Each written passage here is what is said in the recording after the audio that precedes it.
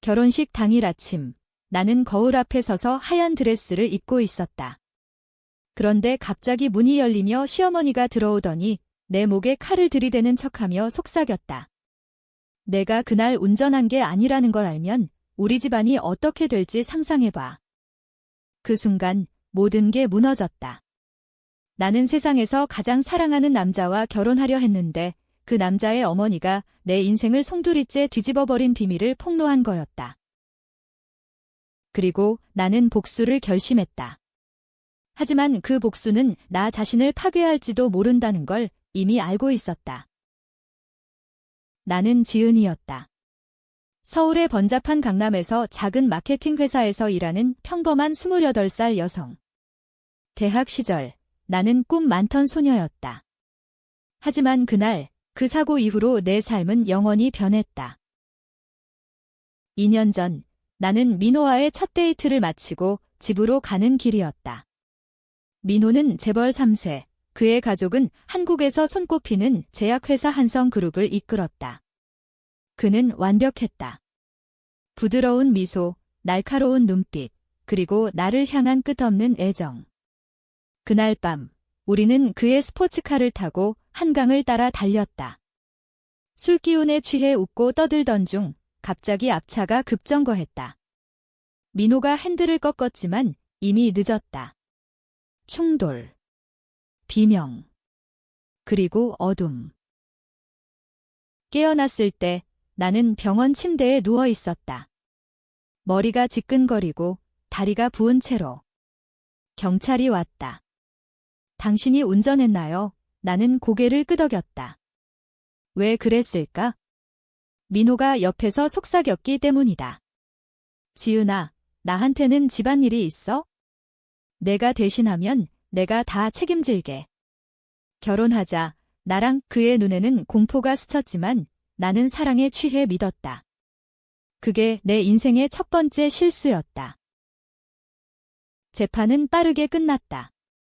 나는 과실치사로 2년형을 선고받았다. 감옥 생활은 지옥이었다. 좁은 방, 끝없는 고독, 그리고 밤마다 되살아나는 그 사고의 소음. 출소 후 민호가 나타났다. 미안해, 지은아. 이제 나랑 결혼하자. 내 인생을 내가 바꿔줄게. 그는 무릎 꿇고 반지를 내밀었다. 나는 받아들였다.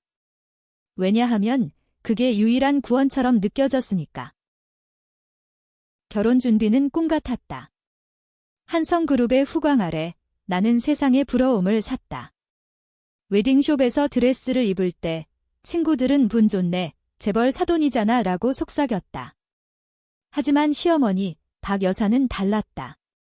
그녀는 나를 볼 때마다 차가운 미소를 지었다. 집안 내력이 약하네. 그래도 민호가 좋아하니 어쩔 수 없지. 그녀의 말투에는 항상 가시가 돋쳐 있었다. 그리고 결혼식 하루 전 그 메시지가 왔다. 민호로부터. 엄마가 너를 저녁에 부른 이유가 미안해, 지은아. 이제 말할게. 심장이 덜컥 내려앉았다.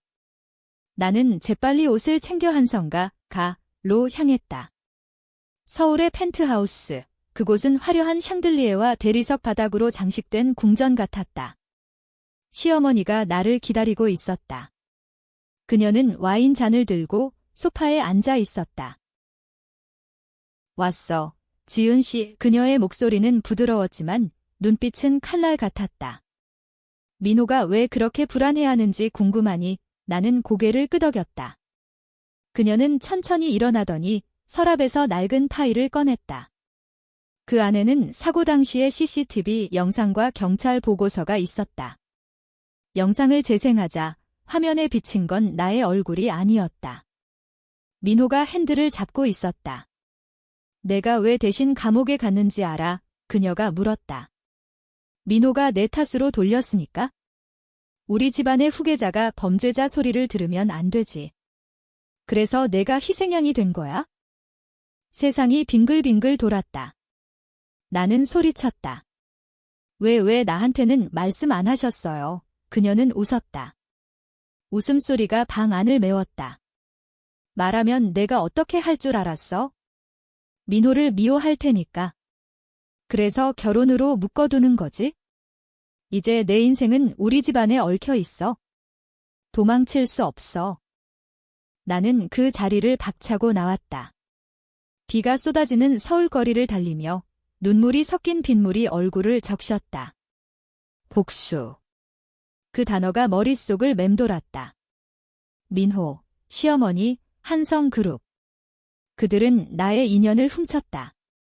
내 자유, 내 꿈, 내 모든 걸 파지만 복수는 어떻게? 단순한 폭로는 부족했다. 그들은 권력자였다. 나는 그들의 방식으로 그들의 약점을 파고들어야 했다. 집에 도착해 핸드폰을 켰다. 민호의 메시지가 더 왔다. 지은아, 엄마가 뭐라고 했어? 믿지 마, 사랑해, 사랑. 그 단어가 이제는 독처럼 느껴졌다. 나는 답장을 보냈다. 알았어. 내일 봐. 그리고 컴퓨터를 열었다. 출소 후 나는 비밀리에 해킹을 공부했다. 감옥에서 배운 건 약자는 무기를 만들어야 한다는 거였다. 그날 밤 나는 한성그룹의 내부 서버에 침투했다. 비밀번호는 민호의 생일, 예상대로였다. 파일을 뒤지다 충격적인 걸 발견했다. 사고 피해자, 그 청년의 이름은 김태준이었다. 그는 한성그룹의 전직 직원, 내부 고발을 준비하던 인물. 민호는 그를 죽인 게 아니었다. 우연이었지만 그룹은 그걸 이용해 태준의 노트북을 압수하고 모든 증거를 지웠다. 태준의 가족은 보상금으로 입을 다물었다. 하지만 더 깊은 비밀이 있었다. 시어머니가 민호를 대신해 그룹의 불법 임상 실험을 은폐한 기록. 수십 명의 환자가 희생된 약물 부작용으로 인한 사망. 이게 무기였다. 나는 파일을 다운로드하고 암호화했다. 하지만 아직 때가 아니었다. 복수는 서서히 그들의 가장 빛나는 순간에. 결혼식. 그날 모든 게 드러날 터였다. 다음 날 아침 나는 드레스를 입었다. 거울 속 여자는 더 이상 약하지 않았다. 눈빛에 불꽃이 타오르고 있었다.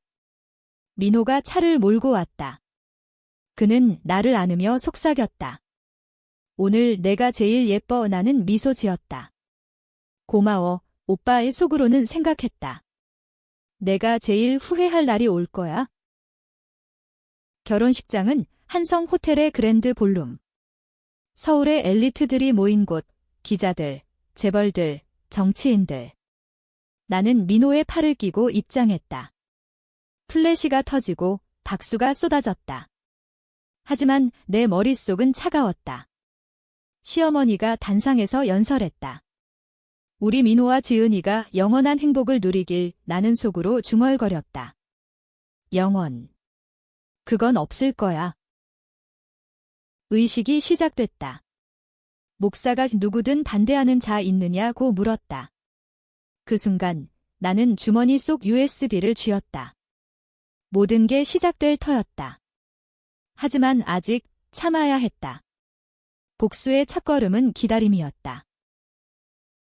결혼식이 끝난 후 우리는 신혼여행 대신 한성그룹의 파티에 참석했다. 민호는 나를 데리고 VIP 룸으로 들어갔다. 지은아, 이제 우리 둘이야. 사고 일은 잊자. 그의 손이 내 어깨를 감쌌다. 나는 몸을 떨었다. 공포가 아니라 분노 때문이었다. 응, 오빠. 잊을게. 하지만 잊을 수 없었다. 그날 밤 호텔 스위트에서 나는 잠 못 이루고 컴퓨터를 켰다. 다운로드한 파일을 분석했다. 태준의 노트북 백업 데이터에는 한성그룹의 어두운 면이 가득했다. 불법 약물 시험, 뇌물, 심지어 시어머니의 서명으로 된 문서. 그녀는 그룹의 그림자 CEO였다. 민호는 모르는 척했지만 그는 알았다. 모든 걸.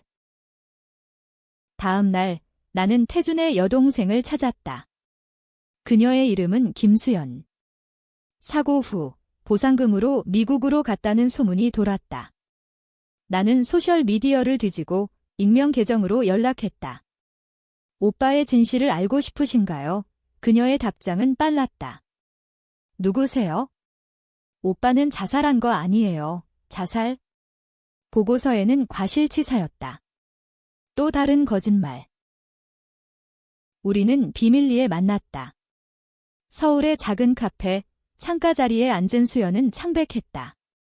25살, 모델 같은 외모지만 눈에는 상실감이 스며 있었다. 그날, 오빠는 한성그룹의 부패를 폭로하려 했어요. 약물이 사람들을 죽인다고. 그런데 사고가 그녀의 목소리가 떨렸다. 나는 USB를 건넸다. 이게 증거예요. 하지만 조심하세요. 그들은 위험해요. 수연은 울었다. 왜 도와주세요? 당신은 누구? 나는 솔직히 말했다. 저도 피해자예요. 민호의 약혼녀, 그녀의 눈이 커졌다. 그럼 당신이 운전한, 나는 고개를 저었다. 아니요. 민호가 그 순간, 우리는 동맹이 됐다. 복수는 혼자서가 아니었다. 한편, 민호는 이상했다. 그는 나를 감시하듯 따라다녔다. 지은아, 요즘 왜 그렇게 바빠? 나는 웃으며 대답했다. 웨딩 후 관리 때문에. 하지만 그는 의심했다. 어느 날 그의 전화가 울렸다. 시어머니였다. 민호야, 지은이가 이상해.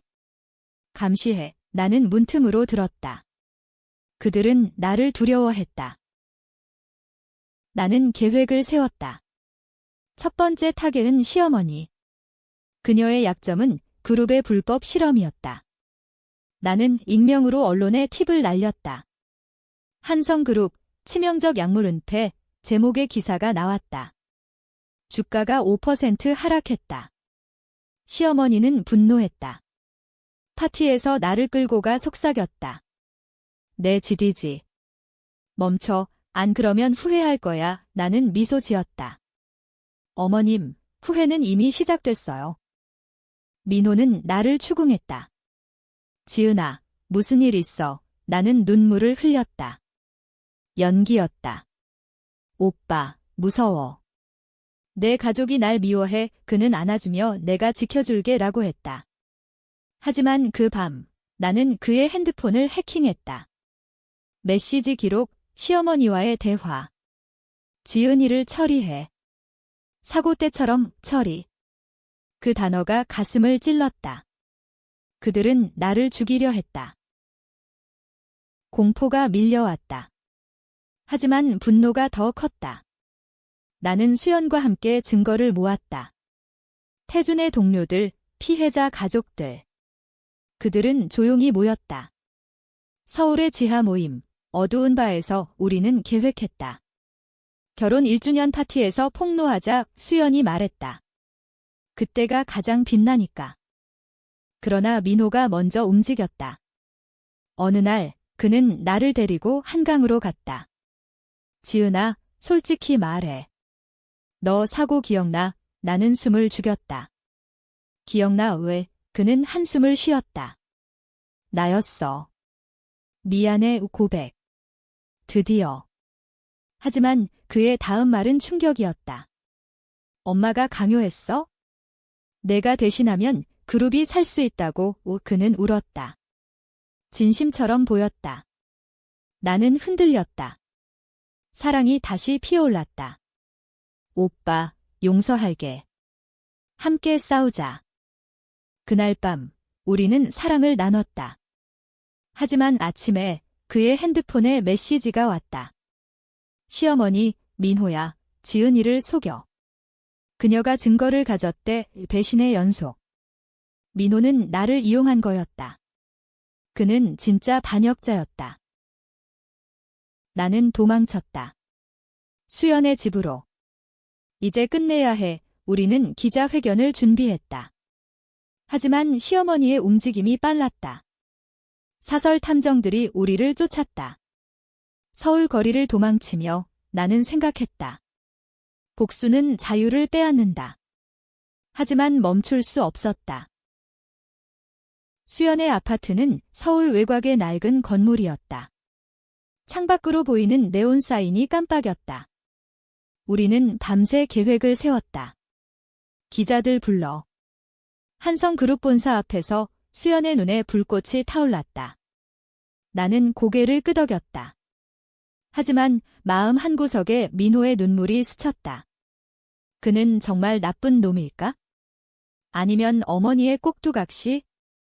다음 날 민호의 전화가 왔다. 50통 넘게. 지은아, 제발 봐라. 사랑해. 나는 받지 않았다.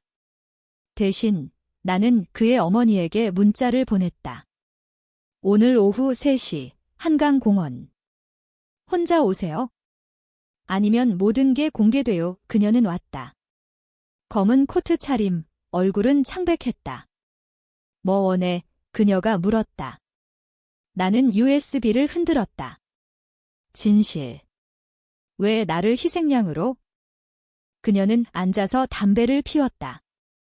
한국 여성답게 우아하게, 하지만 손이 떨렸다. 지은아, 세상은 약육강식이다.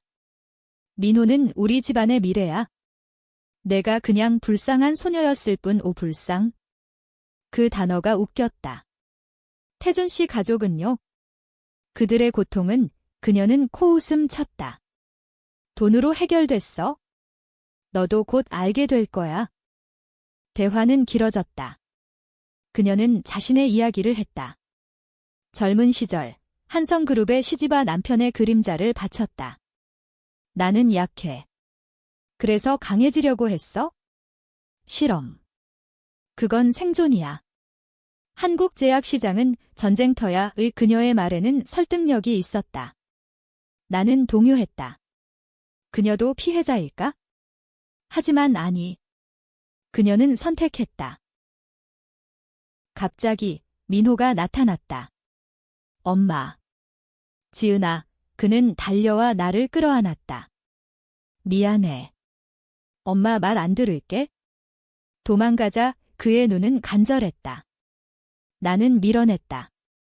오빠, 또 속이는 거지. 그는 무릎 꿇었다. 아니야. 나도 피해자야. 엄마가 나를 통제해. 사고 때부터. 삼각 대치. 공원 벤치에 3사람이 앉아 비가 내리기 시작했다. 시어머니가 말했다. 민호야, 일어나. 이 여자는 우리를 망칠 거야. 민호가 소리쳤다. 엄마, 그만해. 지은이를 사랑해. 나는 지쳤다. 둘 다 그만. 진실을 말해. 민호가 털어놨다. 사고 후 어머니가 그를 협박했다. 내가 운전했다는 걸 폭로하면 그룹이 무너져. 내 아버지의 유산이. 그는 약했다. 나를 사랑했지만 가족을 선택했다. 시어머니는 덧붙였다. 지은아, 너도 알잖아. 한국에서 재벌과 싸우는 건 자살이야. 나는 일어났다. 그럼 자살해보겠어요. USB를 쥐고 떠났다. 하지만 민호가 쫓아왔다. 지은아, 기다려. 그는 나를 붙잡았다. 키스. 비 속에서. 나는 저항했다가 포기했다. 사랑은 독이지만 중독이었다. 그날 밤 우리는 호텔로 갔다. 함께 싸우자. 민호가 말했다. 나는 믿었다. 바보처럼. 다음 날 우리는 수연을 만났다. 민호는 충격받았다. 태준 씨. 그는 모든 걸 알았다. 하지만 이번엔 진심으로 도왔다. 증거를 더 모았다. 그러나 배신이 다시 왔다. 기자회견 직전 민호의 전화. 시어머니, 민호야. 지은이 USB를 빼앗아. 그는 거절했다. 엄마, 이제 끝이야. 하지만 회견장에서 경찰이 나타났다. 김지은 씨, 체포합니다. 해킹 혐의로 함정. 민호가 팔았다. 아니, 시어머니가. 감옥으로 가는 길, 나는 웃었다. 복수는 시작됐다. 감옥은 익숙했다. 2년 전의 냄새, 소음, 고독. 하지만 이번엔 달랐다. 나는 기다렸다. 수연이 외부에서 움직일 터였다. 그녀는 기자들에게 USB를 넘겼다. 뉴스가 터졌다. 한성그룹 불법 실험 폭로. 재벌 후계자 사고 은폐, 주가 폭락. 시어머니는 검찰 출두. 민호가 면회왔다. 지은아, 미안해. 엄마가 강요해서 그의 눈은 붉었다. 나는 차갑게 말했다. 오빠, 이제 그만. 내 선택이었어. 그는 울었다. 사랑해. 구출할게 하지만 그의 말은 공허했다. 출소 후 세상이 변했다. 한성그룹은 위기. 나는 수연과 함께 피해자 모임을 만들었다. 태준의 진실이라는 이름으로 수십 명의 가족이 모였다. 우리는 소송을 걸었다. 민호는 그룹에서 쫓겨났다. 그는 나를 찾아왔다. 지은아, 다시 시작하자. 엄마는 감옥 갔어. 나는 흔들렸다. 그는 변했다. 진심으로. 우리는 함께 살았다. 하지만 그림자는 남았다. 시어머니의 편지, 내가 이겼지만 후회할 거야. 민호는 내 아들이야. 복수의 고조. 나는 그룹의 CEO가 됐다. 아이러니. 민호와 결혼했다. 하지만 행복은 아니었다. 밤마다 악몽. 태준의 얼굴, 사고의 소음. 민호도 마찬가지. 지은아, 우리 잘못이야. 1년 후, 결혼 1주년. 파티장에서 나는 연설했다. 오늘 한성그룹의 새 시대를 알립니다. 박수. 하지만 민호가 무대로 올라왔다. 지은아, 고백할 게 있어. 그의 손에 서류. 사고는 내가 고의로 했어? 태준을 죽여야 했으니까? 그는 우리 비밀을 알았어. 충격. 트위스트. 민호가 범인. 시어머니는 모르고 나를 이용해 은폐. 그는 나를 사랑했지만 더 사랑한 건 권력. 나는 소리쳤다. 왜? 그는 웃었다. 너도 알잖아. 한국에서 살아남으려면. 파티는 혼란. 나는 그를 찔렀다. 아니, 비유적으로. 증거를 공개. 그는 체포됐다. 나는 그룹을 포기했다. 수연과 함께 떠났다. 끝. 아니. 마지막 장면, 나는 태준의 묘 앞 미안해요. 바람이 불었다. 복수는 승리지만 빈 껍데기. 독자 여러분, 누가 옳았을까? 민호. 나. 아니면 시스템.